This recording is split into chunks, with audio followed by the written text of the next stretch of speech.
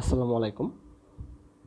আজকে আমরা কথা বলবো ইস্যুইং প্রসপেক্টাস নিয়ে। ইস্যুইং প্রসপেক্টাস হলো আইপিও প্রসেসের ফার্স্ট স্টেপ। আমার প্রিভিয়াস ভিডিওতে আইপিও প্রসেস কী এবং এটা কেন করা হয় সেটা আমি এক্সপ্লেন করেছি।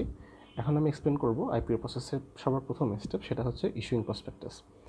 সো প্রসপেক্টাস বেসিক্যালি যেটা হয় সেরকমই এটা একটা কোম্পানির একটা প্রসপেক্টাস, যেখানে কোম্পানির যাবতীয় ডিটেলস, কোম্পানির নাম, কে এস্টাবলিশ করেছে কোম্পানি, কোম্পানির অ্যানুয়াল একটা প্রফিটের শর্ট ডিসক্রিপশন, যে কোম্পানির গ্রোথ রেট কীরকম, ফর এক্সাম্পল কোম্পানির নেট প্রফিট কীরকম আসছে, নেট প্রফিটের একটা on average, so expected return ফিউচারের, এই জিনিসগুলোর ওভারঅল একটা সামারি একটা প্রসপেক্টাসে থাকে।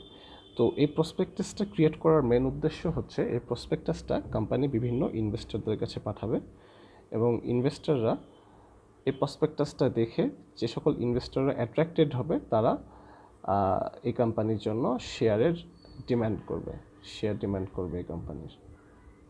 সো এটা বেসিক্যালি আইপিও প্রসেসের সবার প্রথম স্টেপ। সো কীভাবে এটা হয় সেটা আমি এখন একটু আপনাদেরকে বলি। ফার্স্টে ইস্যুইং প্রসপেক্টাসে যেটা সবার প্রথমে হয় সেটা হচ্ছে কোম্পানি একটা investment bank, company hires an investment bank, একটা ইনভেস্টমেন্ট ব্যাংকে কোম্পানি হায়ার করবে। ইনভেস্টমেন্ট ব্যাংকের এখানে কাজ হচ্ছে investment bank will work as an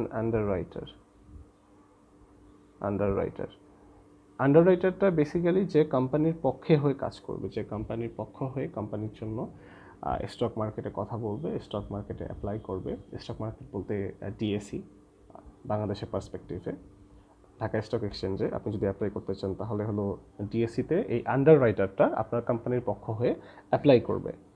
so এই অ্যাপ্লাই করার জন্য এই আন্ডাররাইটার যখন আপনি ফিক্স করবেন, এরপরে আন্ডাররাইটার উইল হায়ার ফাইন্যান্সিয়াল অ্যাডভাইজার্স এই ফাইন্যান্সিয়াল অ্যাডভাইজার্সরা আপনার কোম্পানির অ্যানুয়াল রিপোর্ট ক্রিয়েট করবে।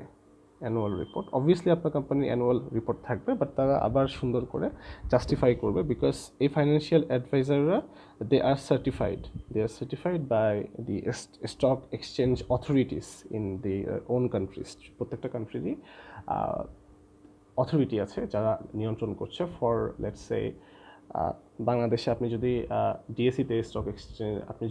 ডিএসিতে স্টক অফার করতে চান, তখন আপনার এটার যে অথরিটি ঢাকা স্টক এক্সচেঞ্জ, তাদের সার্টিফাইড যে সকল ফাইন্যান্সিয়াল অ্যাডভাইজার্স, তাদেরকে ইনভেস্টমেন্ট ব্যাংক যে আন্ডাররাইটার হিসেবে কাজ করছে সে হায়ার করবে, এবং তারা অ্যানুয়াল রিপোর্ট ক্রিয়েট করবে।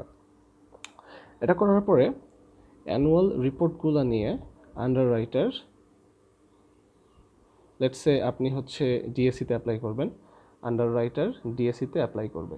ডিএসসি এ সকল কিছু জাস্টিফাই করবে আপনার কোম্পানির, যে আপনি যে প্রসপেক্টাস বানিয়েছেন, এই প্রসপেক্টাস, আপনার কোম্পানির অ্যানুয়াল রিপোর্ট, যে সকল ইনফরমেশন আপনি ওখানে দিয়েছেন, সকল ইনফরমেশন ঠিক আছে কিনা ডিএসসি এগুলো জাস্টিফাই করার পরে ডিএসসি যখন অ্যাপ্রুভ করবে, তখন আপনার প্রসপেক্টাস নিয়ে আপনি বিভিন্ন, আমি যদি হলো বাংলাদেশের পার্সপেক্টিভে বলি, তাহলে মনে করেন আপনি বিভিন্ন জেলায় বা বিভিন্ন বিভাগীয় শহরগুলোতে আপনি যে রোড শো করবেন।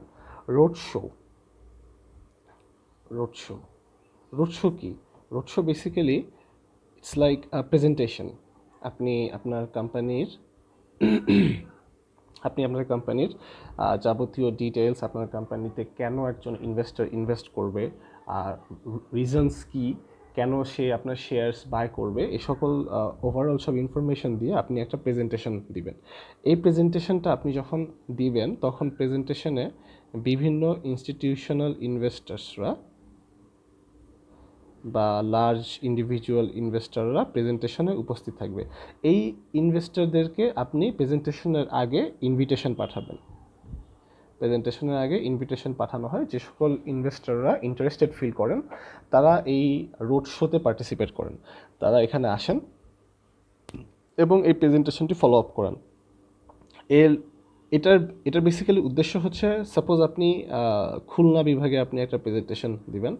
খুলনা বিভাগের আপনি 20টা ইনস্টিটিউশনাল ইনভেস্টরদেরকে ইনভাইট করলেন। এই 20টার ভিতরে 1 2 3 4 5 6 7 8 9 10 10 জন আসলো, সাপোজ এই 10 জন আসলো আপনার প্রেজেন্টেশনে।